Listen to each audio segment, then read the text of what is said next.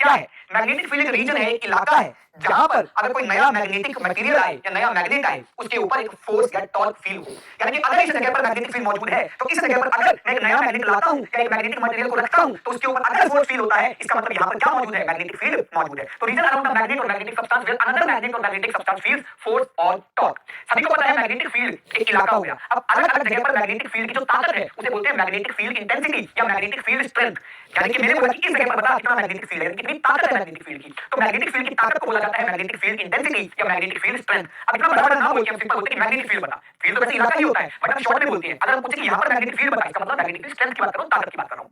तो आपके पास magnetic field होता है बेटा वो बी वेक्टर से शो होता है। इसके ऊपर वेक्टर का साइन लगा है तो क्वाइट ऑब्वियस है कि ऐसी क्वांटिटी बेटा आपके पास वेक्टर क्वांटिटी होगी। इसकी जो एसआई यूनिट होती है उसका नाम होता है टेस्ला और सॉरी टेस्ला नाम होता है इसका, है ना। तो इसका नाम क्या है? टेस्ला। जो मेजरिंग टेस्ला ही होता है। बाद में आप जो फ्लक्स पढ़ते हो बेटा फ्लक्स के अंदर क्या करते हैं बेटा? वेबर पर मीटर स्क्वायर, है ना। वेबर पर मीटर स्क्वायर फ्लक्स की यूनिट समझ में आ जाता है यहां पर। क्या मेरी बात क्लियर है? जैसे हमने इलेक्ट्रिक फ्लक्स पढ़ा था अब अगले चैप्टर में यानी कि मैग्नेटिज्म एंड मैटर के अंदर मैग्नेटिक फ्लक्स पढ़ेंगे तो उस मैग्नेटिक फ्लक्स की यूनिट कितनी होती है? आपके पास वेबर होती है। तो फ्लक्स होता है मैग्नेटिक फील्ड इनटू एरिया। तो ये नीचे लेके आते हैं फ्लक्स के तो वेबर पर मीटर स्क्वायर क्या आ गया? मैग्नेटिक फील्ड की यूनिट आ गई। आपको मेजर के भी टेस्ला याद करना है। टेस्ला को कैपिटल से शो किया जाता है। सीरियस यूनिट होती है बेटा वो होती है गॉस। जैसे हमने गॉस लॉ पढ़ा था वैसे ही नाम है गॉस आपके पास। और 1 टेस्ला 10 की पावर 4 गॉस होता है। ये थोड़ा सा रिलेशन याद रखोगे तो कई सवालों में काम आ सकता है। बाकी इसका कोई टाइप नहीं पूछेगा आपसे। उसके बाद बात आती है बेटा आपके पास कि अगर आपके पास जो चार्ज रेस्ट पर होता है तो वो केवल इलेक्ट्रिक फील्ड को जनरेट करता है। सॉरी वापस से सुनो, अगर चार्ज रेस्ट पर स्टैटिक चार्ज है तो वो केवल अपने आसपास क्या क्रिएट करता है? इलेक्ट्रिक फील्ड क्रिएट करता है।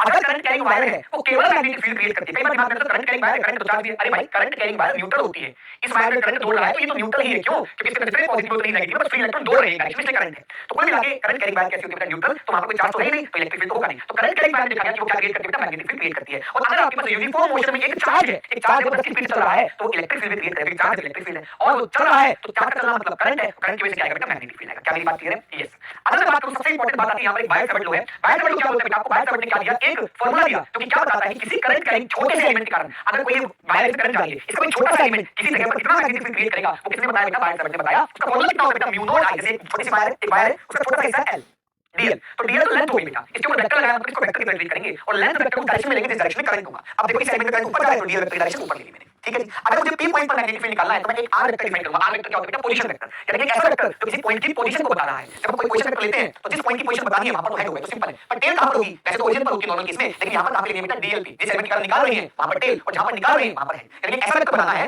जिस एलिमेंट के कारण निकाल रहे हैं वहां पर टेल लगा दो और जहां पर निकाल रहे हैं वहां पर हेड बना दो। वो वेक्टर क्या कहलाएगा आपके पास? आर वेक्टर कहलाएगा। बिल्कुल शानदार, कोई समस्या नहीं आएगी। तो जो फार्मूला है वो कितना है बेटा? Mu naught I DL cross R vector. DL vector cross R vector upon में 4 पाई आर क्यूब। क्या बेटा? 4 पाई आर क्यूब। अब बात आती है गुरुजी म्यू नॉट क्या होता है? म्यू नॉट होता है बेटा permeability of free space. Permeability of free space ये कांस्टेंट है। अभी कांस्टेंट मान लो। इसके अगले चैप्टर में हम थ्योरी करेंगे। होता है बेटा आपके पास 4 पाई into 10 की पावर -7 टेस्ला मीटर पर एम्पीयर। टेस्ला मीटर पर एम्पीयर। तो 4 पाई into 10 की पावर -7 बेटा याद रखना किसकी वैल्यू बेटा? म्यू नॉट की वैल्यू है। या छोटा सा क्या करोगे बेटा? म्यू नॉट अपॉन 4 पाई की वैल्यू किसके बराबर होगी? 10 की पावर -7। लेकिन मैक्सिमम फॉर्मूले में आपको म्यू नॉट अपॉन 4 पाई मिलेगा ही मिलेगा मैक्सिमम में। तो म्यू नॉट अपॉन 4 पाई किसी वैल्यू से 10 की पावर -7 या सीधे सीधे म्यू नॉट की वैल्यू 4 पाई 10 की पावर -7 4 पाई से 4 पाई कट जाएगा तो बेटा 10 की पावर -7 बचेगा। उसके बाद वायर से मुझे किस पॉइंट पे निकालना है? अब ध्यान सुनना करना है प्रोसेस सुन लेना कि वायर के कारण मुझे किस पॉइंट पे निकालना है? जिस पॉइंट पे निकालना है वहां से परपेंडिकुलर लाइन ड्रॉ कर दी। कर दी वायर के साथ परपेंडिकुलर लाइन ड्रॉ कर दी। यस। अब वायर के सबसे टॉप मोस्ट पॉइंट को करने के लिए जितना कुछ चल रहा है इस तरफ बेटा डायरेक्शन भाई क्लॉकवाइज डायरेक्शन क्लॉकवाइज डायरेक्शन और सबसे नीचे वाले को पकड़ने के लिए कहा जाता है इस हॉरिजॉन्टल लाइन से नीचे की तरफ जाना है एंटी क्लॉकवाइज चलना है। दोबारा सुनिए थीटा वन ढूंढना है। थीटा वन क्या है कि मैं हॉरिजॉन्टल लाइन से कौन सी हॉरिजॉन्टल लाइन जिस पॉइंट में निकालना था वहां से लेके उस वायर की परपेंडिकुलर डिस्टेंस तो ये हॉरिजॉन्टल लाइन हो गई। इस लाइन से मैं सबसे ऊपर वाले को ढूंढने के लिए जब मैं क्लॉकवाइज चला तो थीटा वन है और नीचे वाले एलिमेंट को ढूंढने के लिए कितना चला? थीटा टू चला और थीटा वन थीटा टू पता कर दिया तो फॉर्मूला निकल के आता है बेटा आपके पास mu naught I by 4 pi R. R क्या है बेटा? उस पॉइंट का वायर से distance into sin theta one plus sin theta two. sin theta one plus sin theta two. क्या मेरी बात क्लियर है? याद रखना थीटा वन थीटा टू लिखने ज्यादा इंपॉर्टेंट कैसे लिखा आपने? दोबारा समझ ले कि वायर से एक पॉइंट पर मैग्नेटिक फील्ड निकालना है उस पॉइंट पर पहले परपेंडिकुलर पर डाल के डिस्टेंस तो ये आ गया आर। तो ये जो हॉरिजॉन्टल लाइन है इससे सबसे ऊपर वाले एलिमेंट को पकड़ने के लिए चलेगा तो चलना है तेरे को क्लॉकवाइज और सबसे नीचे वाले एलिमेंट को पकड़ने के लिए चलना है बेटा एंटी क्लॉकवाइज। तो जो क्लॉकवाइज चला वो थीटा वन है और जो एंटी क्लॉकवाइज चला वो थीटा टू है और theta one theta two put कर दिया आंसर आ जाएगा। अभी केवल मैग्नीट्यूड सीख ले डायरेक्शन एक झटके से एक रूल से निकाल लेते हैं। तो भैया अगर मैं इसी को अप्लाई करूं कि इनफाइनाइट वायर में ऊपर वाले एलिमेंट को पकड़ने के लिए बहुत दूर जाना है। जब दो लाइन बहुत दूर पकड़ लेंगे तो ऑलमोस्ट पैरेलल है। तो अगर ये बिल्कुल ऊपर जाके मिलेगी 90 डिग्री ये भी नीचे जाके मिलेगी तो 90 डिग्री तो थीटा वन भी 90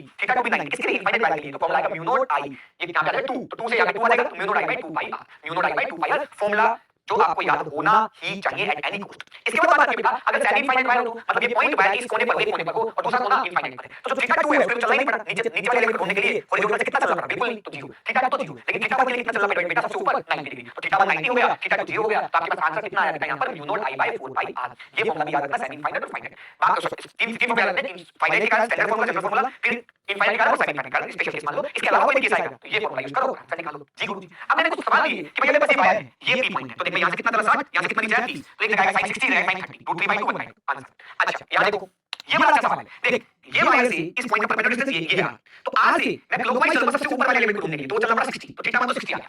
बच्चा जल्दी क्या करता है, थीटा 2 को 30 पुट करता है। अबे गधे, सॉरी बुरा लग गया, सॉरी। अच्छा ध्यान से क्या अगर मैं हॉरिजॉन्टल से कैसे चलना, मुझे नीचे वाले पॉइंट को ढूंढने के एंटी क्लॉकवाइज चलना, यहां से देखो यहां चलना पड़ेगा, तो ये 30 है, बाकी बचा हुआ कितना 330, तो थीटा 2 इज 330, तो थीटा 2 को 330 पुट करेगा, 330 होता है 360 minus 30 sin 360 minus 30 fourth quadrant angle negative में आएगा sin की वैल्यू, तो -1/2 आंसर यहां पे आएगा। तब जाके अपना ये आया, this is very important, start लगाता हूं, इसको सीखने की जरूरत पड़ेगी, इसी माइंड में सब कुछ सिखा दूंगा, टेंशन मत लेना। इसके बाद ध्यान से बेटा कि अगर मैं यहां पर बात करूं तो वायर के ऊपर चला तो भैया 45 इधर चला तो 45 तो आंसर कितना आ गया बेटा आपके पास, ये ठीक है। अच्छा यहां देखो वायर के एक करोड़ में 53 चला, 1 करोड़ में 37 चला, आंसर आ गया बेटा। अब यहां पर क्रॉस डॉट क्रॉस कुछ लगा रखा है, क्या है बेटा, कैसे किसी स्ट्रेट वायर के कारण अगर आपको डायरेक्शन निकालनी है तो कैसे निकलेगी बेटा, तो अपनी उंगली अपना अंगूठा पहले राइट हैंड लो, राइट हैंड को स्ट्रेच कर लो, स्ट्रेच ऐसे सीधा ऐसे कर लो पाम को, राइट हैंड के पाम हथेली को क्या कर लो स्ट्रेच कर लो, करंट की डायरेक्शन में अंगूठा रखो, मान लो करंट ऊपर जा रहा है तो अंगूठा रखा ऊपर, और मान लो इधर मैग्नेटिक फील्ड निकालना, तो ये उंगलियां है वो इधर की तरफ होनी चाहिए, तो देखो ऊपर करंट उंगलियां इधर, तो जब हथेली है वो इस तरफ दिखा रहा है तो इस तरफ मैग्नेटिक फील्ड होगा। अच्छा सर मेरे को इधर निकालना है, करंट ऊपर है तो करंट ऊपर, मैंने उंगलियां का पॉइंट इधर निकाला था, हथेली इस तरफ है तो इस तरफ मैग्नेटिक फील्ड होगा। सर मुझे इधर निकालना है तो करंट ऊपर इस तरफ निकालना है, तो मेरी उंगली चाहिए तो मेरी पाम जो है पीछे की तरफ हथेली इस तरफ डायरेक्ट करके, तो पीछे की तरफ मैग्नेटिक फील्ड होगा। तो मैग्नेटिक फील्ड निकालने के लिए palm and right hand palm rule इसके लिए स्ट्रेट वायर के लिए वो कैसे लगेगा बेटा, सिंपल कि अंगूठा रखो करंट की डायरेक्शन में,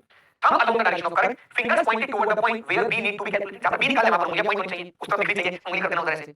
और उसके बाद जो पाम इंडिकेट करेगी वो क्या करेगी बेटा, हथेली, हथेली का ये वाला हिस्सा, ये वाला क्या इंडिकेट करेगा बेटा आपके पास मैग्नेटिक फील्ड की डायरेक्शन। क्या मेरी बात क्लियर है सर, बिल्कुल सही बात है। अब आपका ये होगा एक इसकी बात आती है कि अगर मैं एक सर्कुलर रिंग, अगर करंट कैरी रिंग है आपकी बात और उसकी एक्सिस पर मैं बात करता हूं कितना मैग्नेटिक फील्ड होगा, तो फॉर्मूला है म्यू नॉट आई कैपिटल आर का स्क्वायर, कैपिटल आर क्या है रिंग की रेडियस, अपॉन में 2 ब्रैकेट में कैपिटल आर का स्क्वायर प्लस एक्स स्क्वायर की पावर 3/2। एक्स क्या बेटा सेंटर से एक्सिस पर पॉइंट की दूरी, इस पॉइंट पर हमें निकालना है, तो देखो यहां से आर रेडियस है, इस पॉइंट पर निकालते हैं दूरी पर म्यू नॉट आई कैपिटल आर का square 2 into r square plus x square 3/2 यानी 3/2 इलेक्ट्रिक फील्ड याद रहेगा, तो कितना आएगा आपके पास, इतना फॉर्मूला निकल के आएगा। क्या मेरी बात क्लियर है बोल भाई साहब, सर बिल्कुल क्लियर है। अगर मैं चेक भी कर लेता हूं कि मैं कभी फॉर्मूला गलत ना लिख दूं मैंने, है ना। अगर मैं बात करूं किसका बेटा, अगर मैं बात करूं किसका बेटा, मुझे सेंटर में निकालना है, सेंटर में x की वैल्यू कितनी होगी, पॉइंट यहां पे आ जाएगा, x की वैल्यू 0 है, x की वैल्यू 0 पुट करोगे तो r स्क्वायर की पावर 3/2 r क्यूब, तो नीचे एक r बचेगा mu naught I by 2 r बचेगा, mu naught I by 2 r बचेगा। ये सब बिल्कुल सही बात है। इसका मतलब जो मैक्सिमम मैग्नेटिक फील्ड बेटा वो कहां पर है, x 0 पर है। क्यों सर, क्योंकि देख ये r स्क्वायर हमेशा पॉजिटिव होगा, x स्क्वायर भी हमेशा पॉजिटिव होगा, तो r स्क्वायर कुछ ऐड कर रहे हो तो ये वैल्यू r स्क्वायर से हमेशा ज्यादा ही होगी ना, तो ये वैल्यू मिनिमम कब होगी जब x की वैल्यू 0 होगी, और ये वैल्यू मिनिमम होगी तो मैक्सिमम होगा। समझ में आ रहा है बेटा, डिनोमिनेटर मिनिमम कब होगा जब x की वैल्यू 0 होगी, x की वैल्यू कुछ नेगेटिव कुछ पॉजिटिव, ये तो पॉजिटिव आएगा, और r में कुछ जोड़ोगे तो आंसर बढ़ेगा ही बढ़ेगा, और ये बढ़ेगा तो ये वैल्यू कम हो जाएगी। तो यानी कि मैक्सिमम कहां पर आता है बेटा रिंग के केस में, पूरी एक्सिस पर मैक्सिमम कहां पर आएगा बेटा, सेंटर पे ही आएगा, और इसके बाद आएगा mu naught I by 2 r, जरूर याद रखना बेटा सेंटर पे ये फॉर्मूला होता है रिंग का,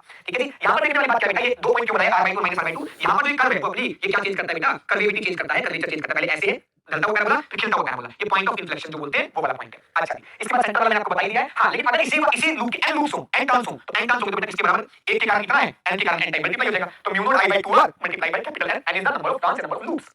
अच्छा अगर मुझे यही फॉर्मूला लगाना है, यही चीज यूज करनी है किसी r के कारण जो थीटा को डिपेंड कर रही है, तो mu naught i by 4 pi r into theta, 4 pi r into theta verify करके देखो, अगर ये कंप्लीट r तो एंगल कितना होगा 2 पाई, तो देख 2 पाई पुट कर पाई से पाई कट गया 2 से यहां 2 आएगा तो म्यू नॉट i बाय 2 आ जाएगा, ये याद रखिए यस। तो फॉर्मूला ये बिल्कुल सही है, mu naught i by 4 pi r into theta, theta हमेशा इसमें पुट करना है, यहां पर रेडियन में पुट करना है, ठीक है जी। अब बात करें बेटा लूप के कारण, कभी लूप के कारण क्या निकालना, मैग्नेटिक फील्ड डायरेक्शन निकालना, कैसे निकलेगी, करंट की डायरेक्शन में उंगलियां घुमाओ अंगूठा क्या देगा मैग्नेटिक फील्ड डायरेक्शन, करंट की डायरेक्शन में उंगलियां घुमाओ अंगूठा क्या देगा मैग्नेटिक डायरेक्शन, कौन सा राइट हैंड, बात क्लियर है। अब ध्यान से अगर मैं बात करूं curl your finger right hand fingers in the direction of current, हम will give you the direction of B. Sir उंगलियां घुमाइए अंगूठा पे, अरे भाई राइट हैंड का अंगूठा, उंगलियां राइट की घुमा रहे अंगूठा राइट का, इधर का मत यूज करना। चलो अगर मैं बात करूं करंट ऐसे है तो देख करंट ऐसे उंगलियां अंदर, अंगूठा अंदर तो मैग्नेटिक फील्ड अंदर, करंट ऐसे है तो मैंने उंगलियां घुमाई करंट डायरेक्शन में, मैग्नेटिक फील्ड बाहर, यहां पर देख यहां पर करंट ऐसे अंदर से बाहर है, देखिए डॉट का मतलब अंदर वाला साइड है पास, तो ऐसे तो देख किस तरह मैग्नेटिक फील्ड आ रहा है, यहां पर देख यहां पर ऐसे बाहर से अंदर ऐसे ऐसे ऐसे ऐसे ऐसे जू जू जू ऐसे, तो मैग्नेटिक फील्ड ऐसे है, सो मतलब क्या करंट ऐसे है तो उंगलियां घुमाई तो मैग्नेटिक फील्ड ऊपर डायरेक्शन में। तो इस तरीके से हम किसी भी करंट कैरिंग लूप अगर क्लोज लूप मिल जाए तो उसमें सर्कुलर में जरूरत नहीं है, कैसा भी लूप मिल जाए अगर वो क्लोज लूप है तो मैग्नेटिक फील्ड डायरेक्शन किस रूल से निकाल सकते हैं, राइट हैंड कर्ल रूल से, किसे राइट हैंड कर्ल रूल से हम रूल बोल रहे हैं। तो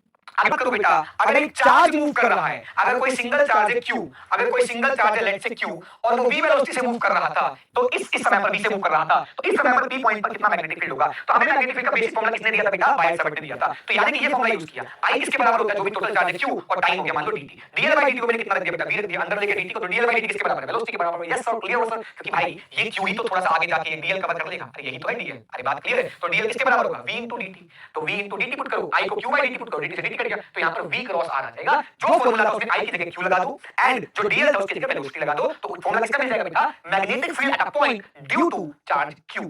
जैसे हमने डीएल क्रॉस आर से यानी क्रॉस प्रोडक्ट की वैल्यू निकालनी आती है, क्रॉस प्रोडक्ट के लिए डायरेक्शन निकालनी आती है, वी की डायरेक्शन में उंगली रखना, आर की डायरेक्शन में घुमाना, मैग्नेटिक फील्ड डायरेक्शन मिल जाएगी। ये फॉर्मूला बहुत ज्यादा यूज नहीं होगा और फिर भी पता होना चाहिए, इतना ज्यादा इंपॉर्टेंट नहीं है। आगे बढ़ जाओ बेटा। अगर मैं आपको एग्जांपल दूं कि एक इलेक्ट्रॉन है वो घूम रहा है किसमें बेटा सर्कल में, तो बताओ इसी क्रॉस सेक्शन में इलेक्ट्रॉन को आने में कितना समय लगेगा? पूरा टाइम टी लगेगा। तो यानी कि इस क्रॉस सेक्शन में कितना करंट जा रहा है? तो total charge E, total time capital T. Capital T किसके बराबर आएगा बेटा? इस 2 pi into radius of nth orbit. ये मैंने हालांकि लास्ट में भी लिख रखा है, एटॉमिक ज्यादा डिटेल में लिख रखा है, तो ऐसे ही लिख दिया नॉर्मल, यहां पे आ रहा था। तो कोई मिला के अगर nth ऑर्बिट में एक इलेक्ट्रॉन घूम रहा है तो 2 पाई r nth ऑर्बिट और वेलोसिटी nth ऑर्बिट ये लगाएंगे और e by t का चार्ज अपॉन टाइम रखेंगे तो करंट आ गया, करंट आ गया, सेंटर पे कितना था? Mu naught I bye 2r। खत्म कहानी। अभी मैं इसको पूरा पूरा वापस रिपीट करूंगा। तो ऐसे देखो ध्यान से, ये मैंने एक लूप मान लिया। only applicable for constant current के लिए applicable होगा, can be applied for any type of distribution, but symmetric के लिए ज्यादा यूज करते हैं क्योंकि डेरिवेशन करते हुए सिमेट्रिसिटी का बहुत रोल आता है। तो सिमेट्रिक पैरेलल एक एम्पिरिकल लूप ले लूं, ऐसे गोल ले लूं, तो हमें पता है यहां पर हर जगह मैग्नेटिक फील्ड सेम होगा, इसलिए मैं क्या किया, इसको मैं एम्पिरिकल आराम से लगा सकता हूं। पर अगर मैं बात करूं यहां पर वायर, यहां पे वायर, अब मैं एक लूप लूं तो भैया इस वायर के लिए कोई दूरी ज्यादा है, कोई दूरी कम है, इस वायर के लिए कोई दूरी ज्यादा है, कोई दूरी कम है, तो यानी उस लूप के हर पॉइंट पर वायर जो है सिमेट्रिक नहीं है, ऐसा नहीं सेंटर पे ही है, तो सिमेट्रिक के लिए ज्यादा इस्तेमाल होती है। तो आपके पास कैसे होता है बेटा, b dot d equal to mu naught into i close. इसका इस्तेमाल करके हम क्या कर सकते हैं बेटा, हम बहुत सारे डेरिवेशन कर सकते हैं, जैसे कि सोलेनोइड में कैसे कितना मैग्नेटिक फील्ड होगा, जो प्लेन जो छोटी पतली सी वायर थी म्यू नॉट i बाय 2 पाई और उसके कारण भी इस सर्किट लो से डेरिवेशन कर सकते हैं। मोटी वायर, थिक वायर है, इसमें से वॉल्यूम में से करंट निकल रहा है, उसने कितना मैग्नेटिक फील्ड होगा, यहां पे लिखा भी होगा थिक वायर। तो इस तरह से बहुत सारे डेरिवेशन इस एम्पियर सर्किट लो से किए जा सकते हैं। क्लास के नोट जरूर पढ़ लेना एक बार। हर की तरफ जब क्या करोगे बेटा, मैग्नेटिक फील्ड, ठीक है, ये ऊपर वाला एरिया टॉप व्यू है, टॉप व्यू।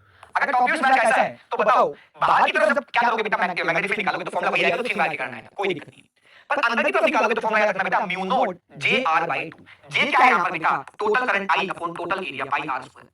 ये टोटल करंट आई और एरिया कितना क्वेश्चन का पाई आर स्क्वायर। तो याद रखना बेटा mu naught J R by 2 या फिर mu naught I by 2 pi R square, capital R square into small R. ये फॉर्मूला याद रखना, ये सारे डेरिवेशन एम्पियर सेकंड लॉ से कराए जा सकते हैं, बट टॉपिक दूरी पर है, वो वाली दूरी यहां पे। और अगर मैं बात करूं मुझे वायर के अंदर किसी पॉइंट पर निकालना है तो कितना आएगा, mu naught I into small R मतलब सेंटर से दूरी उस पॉइंट की जहां पर निकालना है, अपॉन में 2 पाई कैपिटल आर का, कैपिटल आर क्या है उस पूरी वायर की रेडियस का स्क्वायर, या फिर mu naught J R by 2। दोनों फॉर्मूले से देख पा रहे हो बेटा कि अंदर जो मैग्नेटिक फील्ड है वो आर के प्रोपोर्शनल है, स्मॉल आर के, लेकिन जैसे जैसे आर बढ़ेगी, दूरी बढ़ेगी, वैसे वैसे मैग्नेटिक फील्ड बढ़ेगा, तो लीनियरली डिपेंड कर रहा है। उसके बाद 1 बाय आर पे डिपेंड कर रहा है, तो 1 बाय आर पे यहां पर फॉर्मूला 1 बाय आर के टर्म्स में लिखो, ज्यादा बेटर रहेगा ताकि कंफ्यूज ना हो।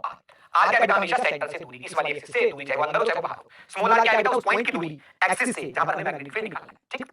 आगे बढ़ते हैं बेटा। अगर हम सोलेनोइड की बात करें बेटा, तो अगर लॉन्ग सोलेनोइड, अगर कुछ भी ना बोला जाए तो आपको सोलेनोइड कैसा मान के चलना है, लॉन्ग सोलेनोइड मान के चलना है। दूसरी बात, अगर आपको 3 नाम होते हैं तो लॉन्ग सोलेनोइड बोला होता है, या खाली सोलेनोइड बोल दिया जाएगा, या इनफाइनाइट सोलेनोइड बोल दिया जाएगा, या आपके पास आइडियल सोलेनोइड बोल दिया जाएगा। आइडियल, इनफाइनाइट और लॉन्ग एक ही बात है। और खाली सोलेनोइड बोल दो कुछ भी करना नहीं तो वो इनफाइनाइट मान के चलेंगे। तो आपके पास उसके लिए अंदर के लिए कितना मैग्नेटिक फील्ड आ बेटा, mu naught N I by 2 and small N क्या बेटा, total number of turns upon total length. मान लीजिए 400 टर्न्स है और 10 मीटर का है, तो 400 turns upon 10 metre small N की वैल्यू होगी, number of turns total length, total turns upon total length क्या है, सोलेनोइड का स्मॉल एन है, ठीक है। अगर मैं सोलेनोइड के बाहर बात करूं तो मैग्नेटिक फील्ड 0 होता है, और सोलेनोइड के किनारे बात करूं एक्सिस पे तो mu naught N I by 2 होता है, आधा होता है। क्या मेरी बात क्लियर है? अगर कोई तुमसे पूछ ले कि फाइनाइट सोलेनोइड, फाइनाइट का मतलब क्या है कि इसकी लेंथ डिफाइन है आपके पास, तो किसी पॉइंट पर पूछ लो क्या करूं, सबसे पहले वाले एलिमेंट को जोड़ दो, ये एंगल का फाइंड करो, ओरिजिनल से वाला एंगल का फाइंड करो, आखिरी एलिमेंट को जोड़ दो, ओरिजिनल से वाला एंगल का फाइंड करो, दोनों एंगल ओरिजिनल से याद रखना। तो फॉर्मूला में जब पुट करोगे तो mu naught N I by cos phi 1 plus cos phi 2, ये फॉर्मूला याद रखना। फॉर्मूला का सबसे क्लियर बात होना चाहिए कि फाई फाई हमने किसको बोलना है, अभी तो कंपेयर कर पाओगे। मान लो मुझे ये दिया ये 60 ये 30 और ये जो एंगल है ये 120, अरे मुझे इसको 120 में पुट कर दे, ये कहता है तो 60 चलो ठीक है, तो फाई तो हो गया 60, लेकिन ये 120 दिया है तो फाई में किसके बराबर है, 120 180 में से 120 दिया तो ये 60 आ गया, तो फाई में 60 आएगा। क्या मेरी बात क्लियर है?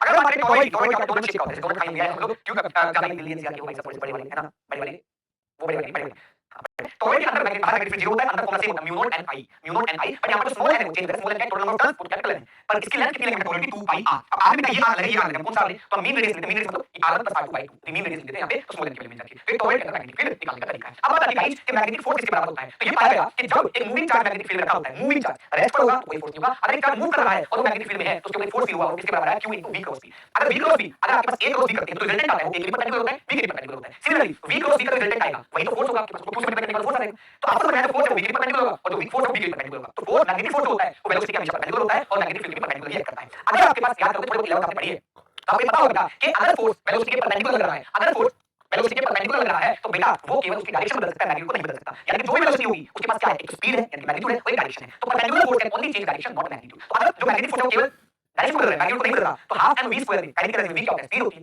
मैग्नीट्यूड वेलोसिटी होता है, तो चेंज नहीं हो रहा, और वो चेंज नहीं हो रहा, काइनेटिक एनर्जी क्या रहेगी, कांस्टेंट रहेगी। या ऐसा समझ सकते हो बेटा कि फोर्स है मैग्नेटिक फोर्स वेलोसिटी परपेंडिकुलर है, तो मैग्नेटिक फोर्स चलने की दिशा में परपेंडिकुलर लग रहा है, मैग्नेटिक फोर्स के कारण वर्क कितना है, 0 की फोर्स है वेलोसिटी परपेंडिकुलर है, और वर्क जीरो है तो वर्क एनर्जी क्या बोलती है कि work by force equal to change kinetic energy. जब वर्क है नहीं काइनेटिक एनर्जी नहीं होगी तो कांस्टेंट रहेगी। दो तरीके से सोच सकते हो, क्यों v को खोलोगे तो v sin थीटा आ जाएगा, sin थीटा क्या है, v और v के बीच का एंगल, वेलोसिटी वेक्टर v के बीच का एंगल। क्या मेरी बात क्लियर है? अगर मैं बात करूं, अगर आपके पास मैग्नेटिक फील्ड में कोई चार्ज पार्टिकल तीन तरीके का पाथ होता है बेटा। आपके पास एक अगर थीटा 0 है या 180 है, तो 0 और 180 यानी कि v और b के बीच का एंगल 0 है 180 है, तो sin 0 cosine 180 दोनों 0 होते हैं, तो मैग्नेटिक फोर्स 0 होगा। यानी कि वेलोसिटी जो है चार्ज पार्टिकल की वो पैरेलल टू मैग्नेटिक फील्ड या anti parallel to magnetic field है। मैं दोबारा बन गया। हां, यानी पैरेलल टू मैग्नेटिक फील्ड और anti parallel to magnetic field है बेटा, तो आपके पास जो फोर्स आएगा मैग्नेटिक फोर्स वो 0 होगा और फोर्स 0 है बेटा, जैसे चल रहा था वैसे ही चलता रहेगा। अच्छा, साइज जो मैं कंसीडर कर रहा हूँ कोई फोर्स नहीं है, ऐसे तो mg भी लगेगा, वो कंसीडर नहीं कर रहा भाई, वो समझ लीजिएगा अपना नहीं करना। अब बात ये बेटा, अगर थीटा 90 डिग्री है, तो यहां पर sin 90 कितना हो जाएगा 1, तो qvb कितना होगा बेटा, मैग्नेटिक हो जाएगा, मैग्नेटिक qvb। तो जब आपके पास यहां से देखो, यहां पर वेलोसिटी इधर b अंदर है, तो v क्रॉस v से फोर्स कितना है, यानी कि इधर था जा रहा था फोर्स लगा, मुड़ गया, मुड़ते ही v क्रॉस v इधर फोर्स लगा, तो इधर इधर इधर इधर इधर, इसलिए सारा फोर्स कहां है, सेंटर की तरफ, हमारा पाथ क्या होगा बेटा, सर्कल। तो जो फोर्स है क्या हुआ qvb, ये qvb क्या है बेटा, गंगा नदी शक्तिमान है, ये जो मैग्नेटिक फोर्स है सेंटर की तरफ लग रहा है, इसका मतलब ये सेंटर फोर्स है, तो ये mv स्क्वायर बाय r के बराबर होगा। इसके आगे एप्सिलॉन लगा रहा हूं, आगे लिख रहा हूं। इसके बाद अगर थीटा है कि वेलोसिटी और मैग्नेटिक फील्ड के बीच का एंगल बेटा वो 180 0 या 90 से अलग हो, तो पाथ होता है बेटा वो कैसा होता है, हेलिकल होता है। कैसा पाथ होता है बेटा, helical path, spring like path. क्या मेरी बात क्लियर है? यस, आगे देखिए। अब बात बेटा, जब आपके पास थीटा 90 है, डिटेल में चर्चा करते हैं, तब थीटा 90 है तो फोर्स हमेशा सेंटर की तरफ लग रहा है, ये सेंटर फोर्स है, फोर्स है कितना, qvb sin थीटा, sin 90 तो qvb, लेकिन qvb ही सेंटीमीटर है, सेंटीमीटर किसके बराबर होता है, mv स्क्वायर बाय r, तो यहां से radius of the path, radius पता कर लिया, mv upon qb। Very very important formula, अभी 10 सवाल दिखा दूंगा इसके ऊपर, अभी जो मैंने लिखे हैं और आज पता नहीं आ कितने हर साल।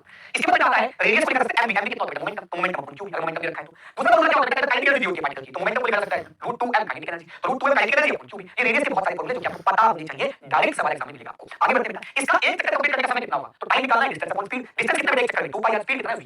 अगर मैं बात करूं बेटा रेडियस की वैल्यू mv अपॉन qb, तो v से v कट गया, तो जो आंसर आएगा इसके बराबर है 2 पाई m अपॉन qb। तो अगर एक चार्ज पार्टिकल फिक्स है, उसका मास फिक्स हो गया, चार्ज फिक्स हो गया, और मैग्नेटिक फील्ड कांस्टेंट है, ये सब कौन से मैग्नेटिक फील्ड नहीं पढ़ रहे हैं, तो आपके पास जो टाइम पीरियड होगा वो कांस्टेंट होगा। यानी time period is not dependent on velocity, कि गति क्या है किस फील्ड से घूम रहा है उस पर डिपेंड नहीं कर रहा भैया, तो ज्यादा टेंशन नहीं लेनी, चलिए जुड़ा देता हूं, नहीं टेंशन नहीं लेनी। अच्छा आगे बढ़ते हैं बेटा, काइनेटिक एनर्जी का formula half mv square velocity रखिए, तो कहीं वेलोसिटी नहीं देगा तो भैया वेलोसिटी फार्मूला पुट कर दो, वहां पे यहां से पुट कर दे velocity formula r qb r upon m, तो qb r upon m put करेगा तो q square v square r square upon m square, एक m से कैंसिल कर जाएगा, तो भैया q square v square r square upon 2m answer आ जाएगा।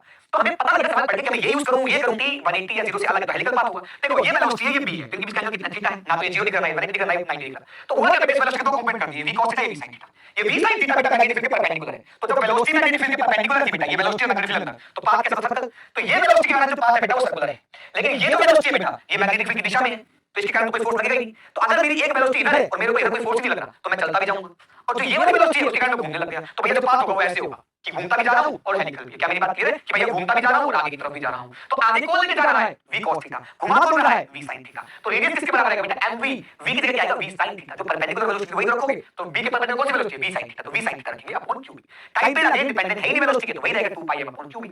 उसके बाद पिच होता है बेटा, पिच क्या होता है कि मैंने यहां से चलना शुरू किया, अब मैं अगर आगे नहीं बढ़ रहा हूं तो मैं वापस घूम के यहीं आ जाता, पर मैं आगे बढ़ रहा हूं तो यहां से चलना शुरू किया और मैं आगे बढ़ते बढ़ते एक चक्कर में यहां पे आ गया, यहां पे आ गया, तो जो ये दूरी है देख दोबारा ये घूमता चला गया, आगे बढ़ता तो आगे बढ़ता बेटा घूमते घूमते एक चक्कर में यहां आ गया, तो एक चक्कर में वो कितना आगे चल लिया उसे ही बोलते हैं पिच। तो पिच किसके बराबर आएगा बेटा, आगे चलने के लिए क्या लगेगी वेलोसिटी इनटू टाइम, क्योंकि एक्सेलरेशन प्लानिंग, तो आगे चलने वाली वेलोसिटी कितनी है v cos थीटा, टाइम कितना है, टाइम पीरियड के बराबर, तो बेटा v cos theta into time period के बराबर पुट किया, आंसर भाई खत्म कहानी। इस फोर्स की लोरेंट्ज फोर्स होता है कि जब एक चार्ज पार्टिकल है, अभी सबसे पहले मैंने बताया था कि चार्ज पार्टिकल चार्ज भी है और चल भी रहा है, तो चार्ज इलेक्ट्रिक फील्ड भी है उसके पास और मैग्नेटिक फील्ड भी है। लेकिन अगर बात करें चार्ज पार्टिकल को एक ऐसे रीजन में रख दिया जाए जहां पर इलेक्ट्रिक फील्ड भी है और मैग्नेटिक फील्ड भी है, तो उसके ऊपर दोनों फोर्स लगेगी, q into e electric force लगेगा, इलेक्ट्रोस्टैटिक फोर्स लगेगा, और qvb q into v cross v magnetic force लगेगा। जब ये दोनों फोर्स का जो भी वेक्टर सम हो उसे लोरेंट्ज फोर्स बोल दिया जाता है। क्या बोल दिया जाता है, लोरेंट्ज फोर्स बोल दिया जाता है, और कुछ अलग नहीं है। इसके बाद बात करें बेटा स्पेशल केस आ जाता है कि अगर मैंने इसके अंदर थीटा एंगल से घुसा तो ये थीटा एंगल से ही निकलता है, हालांकि इसकी पूरी कैलकुलेशन होती है, वेक्टर मानना अच्छा तो नहीं है, लेकिन एक सिंपल केस बता देता हूं कि अगर ऐसा केस आ जाए कि थीटा एंगल से घुसा और थीटा से निकल गया, ये तो पक्का है, तो इसने अंदर कितना समय बिताया, तो फॉर्मूला आएगा 2 पाई m अपॉन qb,